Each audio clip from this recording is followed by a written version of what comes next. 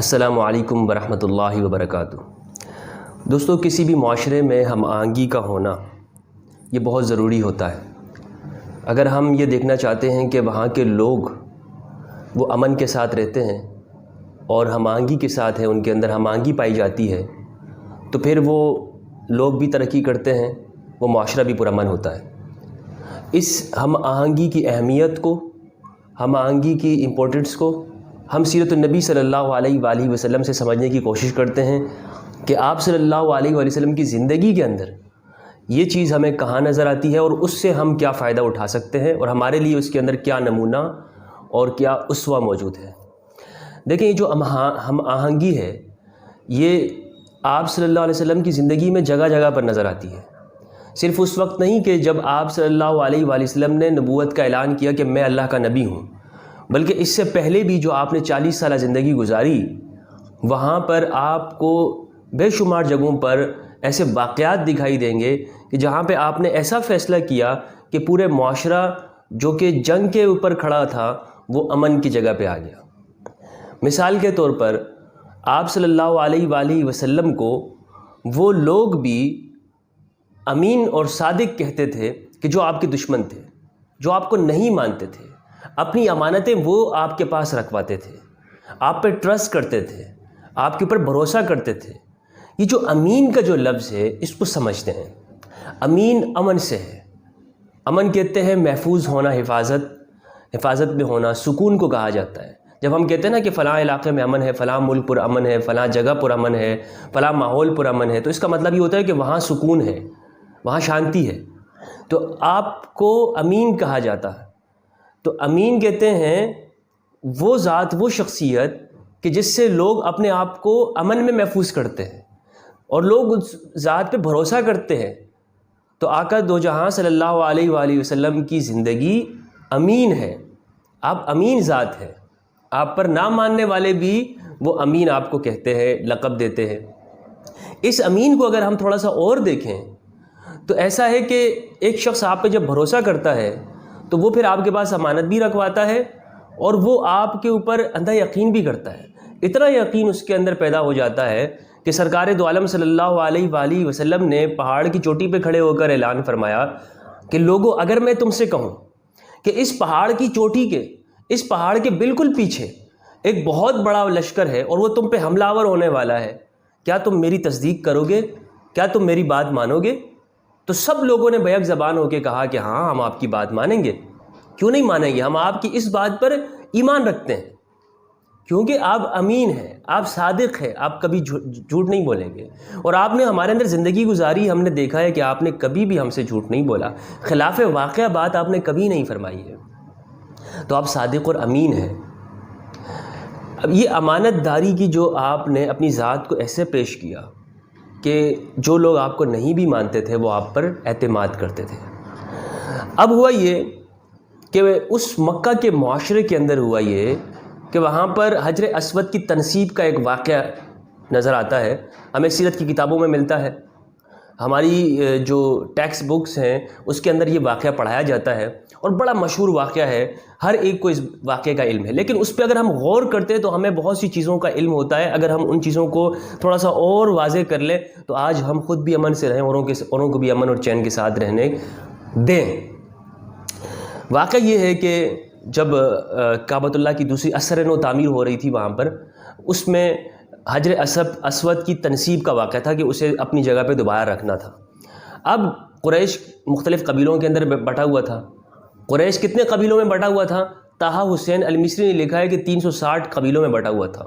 اسی لیے کعبۃ اللہ کے اندر 360 بت رکھے ہوئے تھے کہ ہر قبیلے کا اپنا اپنا ایک بت تھا، ہر قبیلے کا اپنی جتنا بڑا قبیلہ ہوتا تھا اتنا ہی بڑا وہ ایک اسٹیچو وہ لگا دیتا تھا، اور یہ اس کی قبیلے کی بڑے ہونے کی نشانی تھی۔ 360 قبائل آپس میں لڑنے والے تھے اس بات کے اوپر کہ یہ شرف اور یہ فضیلت، یہ مقام اور مرتبہ اس کے حصے میں آنا چاہیے کہ وہ حجر اسود کو خود اٹھائے اور اس جگہ پہ رکھتے، کیونکہ ہم ابراہیم کی اولاد ہیں اور وہ بیت اللہ کے لیے بڑے ہی جو ہے وہ خیال کرتے تھے بیت اللہ کی ہر چیز کا، یہاں تک کہ وہ جو اپنی سود کی کمائی ہوتی تھی نا وہ بھی اس میں نہیں لگاتے تھے کہ خدا کا گھر ہے، یہ ابراہیم نے تعمیر کیا تھا، اپنی قومی اور عصبیت کی وجہ سے۔ تو وہ ہر ایک لڑنے والا تھا، اور یہ 360 قبائل آپس میں ایک دم سے لڑنے والے تھے، اور وہاں پہ یہ 360 قبائل اگر آپس میں لڑتے تو ایک بہت بڑا خونریز واقعہ ہوتا۔ ہر ایک نے اس بات پہ قسم کھائی کہ یہ فضیلت اور یہ شرف مجھے ملے گا، کسی اور کے حصے میں نصیب میں نہیں آئے گا۔ لڑنے والے تھے تو انہوں نے، اب ان کے کسی نے کہا کہ ایسا کرو کہ اس کو ہم جھگڑے سے بچنا چاہتے ہیں تو چلو محمد صلی اللہ علیہ وآلہ وسلم کے پاس جاؤ، وہ کیا فیصلہ کرتے ہیں، کیونکہ وہ صادق اور امین ہے، وہ ایسا فیصلہ نہیں کریں گے کہ جس میں ہم کسی کا نقصان ہو۔ تو آپ صلی اللہ علیہ وآلہ وسلم نے اس موقع پہ فیصلہ فرمایا کہ وہ یہ فیصلہ وہ کرے گا کہ جو صبح سب سے پہلے حاضر ہوگا۔ پھر جب وہاں پہ گئے تو آپ نے یہ فیصلہ فرمایا کہ ہر قبیلے کا بندہ، آپ نے ایک چادر بچھایا، آپ نے فرمایا کہ ہر قبیلے کا بندہ اس کو کونوں سے پکڑے، اور حجر اسود کو وہاں پہ رکھا گیا اور اس کو اس کے مقام پہ رکھ دیا۔ اس سے کیا فائدہ ہوا؟ اب سمجھیں، ایک چھوٹی سی بات تھی لیکن اس کے لیے یہ سب لڑنے والے تھے۔ اگر آقا دو جہاں صلی اللہ علیہ وآلہ وسلم یہ عمل نہ فرماتے، یہ فیصلہ نہ فرماتے تو کیا ہوتا؟ لوگ لڑ جاتے، مر جاتے، قتل و غارت گری ہوتی، قتال ہوتا، خون سے ہر ایک کی ایگو کی تسلی تو ہو جاتی کہ جی میں نے یہ کام کر لیا کسی ایک کے نصیب میں، اور ہو سکتا ہے کسی ایک کو نصیب ہوتا یا نہ ہوتا، یا ہوتا کہ پھر وہ دوبارہ مذاکرات پہ بیٹھتے۔ لیکن آپ صلی اللہ علیہ وسلم نے فیصلہ فرما کر ہر قسم کی جنگ، قتل و غارت گری کا راستہ بند کر دیا۔ آپ نے فرمایا کہ ٹھیک ہے، اب ہر ایک قبیلے کو اس واقعے سے کیا ہوا کہ وہ فضیلت بھی مل گئی، ٹھیک ہے، اور سب لوگ ایک جگہ پر جمع بھی ہو گئے، اکٹھے بھی ہو گئے، اور آپ نے دیکھا کہ کتنی آسانی سے ان کے اندر ہم آہنگی پیدا ہو گئی کہ ایک ہی سادہ واقعہ کہ جو ان کے اندر قتل و غارت گری کا باعث بننے والا تھا وہ ان میں اتحاد کا باعث بن گیا، ہم آہنگی پیدا ہو گئی۔ تو جو لیڈر ہوتا ہے وہ قوم کے اندر ہم آہنگی پیدا کرتا ہے، لیڈر قوم کو ایک جگہ پہ جمع کرتے ہیں، لیڈر قوم کو کبھی ڈیوائیڈ اور تقسیم نہیں ہونے دیتے۔ لیڈر کی سب سے پہلی جو خصوصیت ہے وہ یہ ہے کہ وہ اپنی قوم جو بکھری ہوئی ہے اور تلواریں نکلنے والی ہیں، قوم کو وہ ایک جگہ پہ لے آتا ہے، اس کو کاٹتا نہیں ہے، اس کو کیا کرتا ہے؟ ایک جگہ پہ جمع کر دیتا ہے۔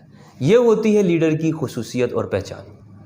تو آقا دو جہاں صلی اللہ علیہ وآلہ وسلم نے پوری قوم کو وہاں پر ایک کیا اور ہم آہنگی پیدا کی۔ یہ جو ہم آہنگی ہے یہ میرے نبی کی خصوصیت ہے، یہ میرے نبی کی صفت ہے، کیونکہ میرے نبی کے بارے میں فرمایا وَمَا أَرْسَلْنَاكَ إِلَّا رَحْمَةً لِّلْعَالَمِينَ، اے میرے پیارے، اے میرے حبیب، ہم نے آپ کی ذات کو رحمۃ للعالمین بنایا ہے، آپ پورے جہاں کے لیے رحمت ہیں۔ رحمت اسے کہتے ہیں کہ جو انسان جو ٹکڑے ٹکڑے ہیں ان کو جوڑ کر ایک کر دے، سب انسانوں کو ایک کر دے، برابر کر دے، ہم آہنگی پیدا کر دے۔ اس واقعے سے ہمارے لیے یہ معلوم ہوتا ہے کہ اپنے معاشرے کے اندر ہم نے ہم آہنگی پیدا کرنا ہے۔ اگر ہم آقا دو جہاں صلی اللہ علیہ وآلہ وسلم سے عشق اور محبت کے دعوے دار ہیں تو ہمارے اندر ہم آہنگی ہونی چاہیے۔ ہمارے اندر فرقہ وارانہ جذبات، تعصب، قومی، علاقائی، صوبائی سطح کے یا ملکی سطح کی تعصب سے پاک اور اوپر اٹھ کر ہم نے ایک خدا کی، ایک انسانیت کی سوچ رکھ کر سرکار دو عالم کے اس پیغام پر عمل کرنا ہے کہ قوموں کو ایک کرنا ہے، وحدت کے اوپر لے کر آنا ہے۔